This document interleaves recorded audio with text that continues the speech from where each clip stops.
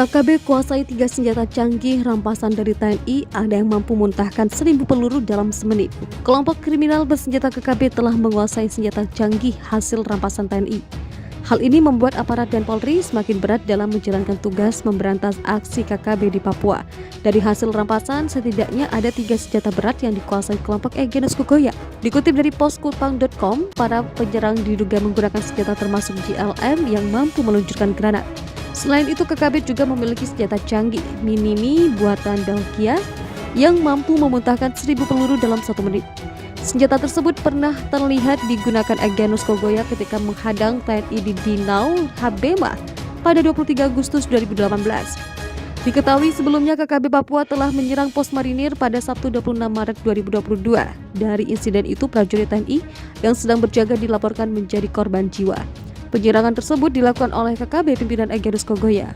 Eksistensi KKB pimpinan Egyanus Kogoya di Kabupaten Duga, Papua sudah berlangsung sejak 2018 setelah pembantaian para pekerja PT Istaka Karya. Setelah lama tak beraksi, kelompok tersebut tiba-tiba menyerang pos marinir di distrik Kenyam dengan senjata canggih yakni pelontar granat atau JLM. Akibatnya 2 personil marinir gugur, 1 kritis dan 7 terluka. Diduga kelompok pimpinan Egyanus Kogoya memiliki 2 pucuk JLM dan 1 pucuk Minimi. Senjata JLM tersebut dikuasai Egyanus berasal dari rampasan pada tahun 2019 dan 2020. Tribunvideo.com. Kepedihan dan harapan warga Duga Papua pasca gugurnya prajurit marinir TNI AL. Gugurnya 2 prajurit marinir TNI AL, Satuan Tugas Satgas Muara dan pesisir Yonif 3 Marinir Pasmar 2 yang bertugas pos Kuari Bawah menimbulkan kepedihan yang mendalam bagi warga Duga Papua. 2 prajurit marinir itu tewas diserang kelompok separatis teroris Papua KSTP Kodam 3 Dugama pada hari Sabtu yang lalu. Sebagaimana kesaksian yang diungkapkan Rodolf Memetaru, salah seorang tokoh masyarakat kampung Atuka Timika pada Rabu di Pelabuhan Paumako Perikanan Kabupaten Mimika bahwa keberadaan prajurit marinir TNI AL sangat membantu warga masyarakat di sana. Rodolf merasa terharu dan sedih atas kejadian yang menimpa para prajurit marinir tersebut. Selama ini pos Kuari Bawah dalam melaksanakan tugas selalu berpedoman pada penekanan Kasal Laksamana TNI Yudo Margono pada Rapim TNI AL 2022 agar dimanapun TNI AL berada harus memberi manfaat kepada rakyat, cepat tanggap terhadap permasalahan dan kesulitan rakyat.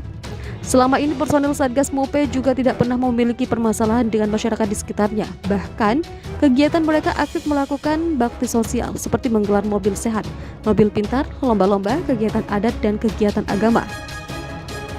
Lebih lanjut, Rodolf menyampaikan bantuan dari Marinir Angkatan Laut sudah cukup banyak dan selalu membantu ketika ada warga yang kesulitan.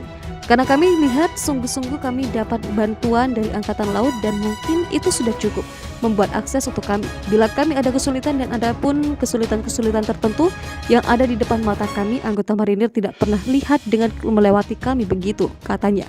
Selain itu, di lokasi tempat tinggal Rodolf yang merupakan daerah perikanan, anggota marinir yang ditugaskan di tempat tersebut menjaga akses jalan menuju ke sekolahan bagi anak-anak sekolah. Bahkan kami punya anak-anak sekolah dan juga mereka ikut menjalankan akses pengamanan pos dari SD, SMP yang ada di perikanan sampai di sekolah-sekolah di atas, ujarnya. Balas kematian sahabatnya, Udius Kogoya, pimpinan antek-antek KKB Papua bakar SD dan SMP. Kelompok kriminal bersenjata KKB Papua kembali berulah. Kali ini sekolah di Kabupaten Intan Jaya jadi sasaran keberingasan mereka. KKB Papua membakar gedung sekolah 1 atap SD hingga SMP di Hitadipa pada Rabu 30 Maret sore. Udius Kogoya dan Aibon Kogoya disebut sebagai dalang pembakaran tersebut hingga menganiaya 2 warga sipil di distrik Hitadipa, Kabupaten Intan Jaya, Papua. Kabid Humas Polda Papua Kombes Ahmad Mustafa Kamal di Jayapura menyebut peristiwa itu berlangsung sekitar pukul 17.50 WIT. Awalnya anggota kami melihat terdapat kepulan asap dari arah kampung Hitadipa. Ujar Kamal dalam rilis pers yang diterima Tribun Papua pada Kamis 31 Maret 2022. Setelah diselidiki, ternyata ditemukan sekolah 1 atap di distrik Hitadipa telah hangus dibakar Udius Kogoya CS. Dari keterangan warga pukul 16.30 WIT, polisi mendapatkan informasi sekitar 20-an anggota KKB yang melancarkan gangguan di distrik Hitadipa. Kemudian membakar gedung sekolah 1 atap YPPGI hingga SMP Negeri 2 Hitadipa yang berjumlah 9 kelas. Mereka juga melakukan penganiayaan terhadap 2 warga sipil, kata Kamal. 1 dari warga yang dianiaya berprofesi sebagai guru di sekolah tersebut. Udius Kogoya CS lalu melarikan diri usai melancarkan gangguan di wilayah itu. Anggota TNI Polri, Intan Jaya telah menyekat jalur KKB untuk masuk ke kota Sugapa dan juga melakukan pengamanan di sekitaran objek vital, kata Kamal.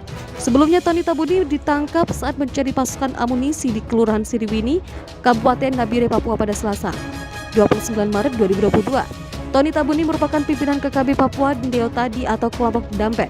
Tony tewas karena melawan saat akan ditangkap Satgas Damai Kartens. Saat penangkapan terjadi, Tony berada di Nabire diduga untuk mencari pasukan amunisi. Kita duga dia lagi turun untuk cari amunisi, kata Direskrim Polda Papua, Kombes Faisal Ramadhani melalui pesan singkat pada Rabu. Seperti dilansir dari Tribun Papua dalam artikel pimpinan KKB Tony Tabuni tewas saat ditangkap di Nabire, Polda Papua, dia turun untuk cari amunisi. Namun saat ditangkap, Tony Tabuni yang tengah bersama rekannya Kais Tabuni belum sempat bertransaksi.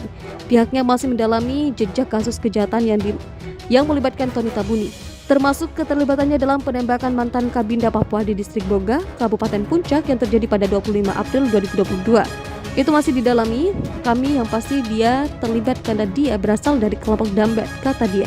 Dambet adalah sebuah kampung yang berada di Distrik Boga yang menjadi lokasi penembakan Kabinda Papua.